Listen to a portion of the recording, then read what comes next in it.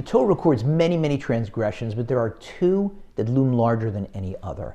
With respect to the human race, it's the very first one, when Adam and Eve, Adam and Chava, eat from the Eitz Hadas, the tree of knowledge.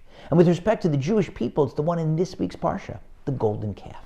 One commentator points out that those two sins stemmed from exactly opposite motivations. With respect to original sin, the very first one, Adam and Eve felt that they were a big deal. They knew that they had been created by God in His image. They knew that unlike all the creatures in the animal kingdom, they alone had free will. And they wanted to be more like God, so they ate from the tree of knowledge.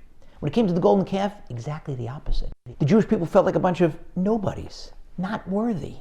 Moshe was gone, missing. They miscalculated his time of return or day of return from the mountain. And they thought he's no longer around. They said, what are we going to do without Moshe? Without our intermediary to God? We, a bunch of nobodies, we can't have a direct connection to God. We need a new intermediary. So they built a calf, not to replace God, but to replace Moshe.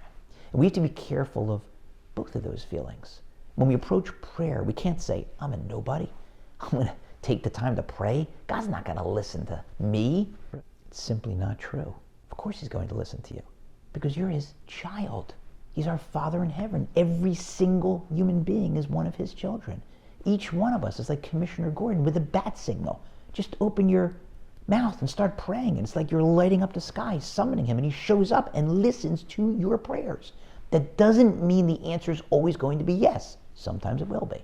If it is, great. If it's no, that's still best for you. It may be patient. It'll happen. It's going to take some time. It may be, you're asking for that. I've got something even better in mind. But on the flip side, you can't go into prayer thinking, I am such a big deal. I'm so close to God. He's definitely going to answer me. How do you know? And then there's a third possibility. You may feel, who am I? I'm going to pray. I don't have any chance of getting answered. So instead, I'll get a great rabbi to pray for me. And then I'll be in. He'll definitely be answered. And there are some ads that uncomfortably prey on that feeling. Not pray, P-R-A-Y, pray, P-R-E-Y. They'll say, and they may do wonderful work, but the ad uncomfortably will say, if you give a certain amount of money to this charity, a certain rabbi or group of rabbis will pray for you, and what you're looking for, it's guaranteed. You got it. Not true. There are no guarantees. Moshe himself didn't have any guarantees. At the very end of his life, when he's praying and praying to God to let him into the Holy Land, God says, not another word. The answer is no. There are no shortcuts. We have to work on ourselves. Pour our hearts out in prayer.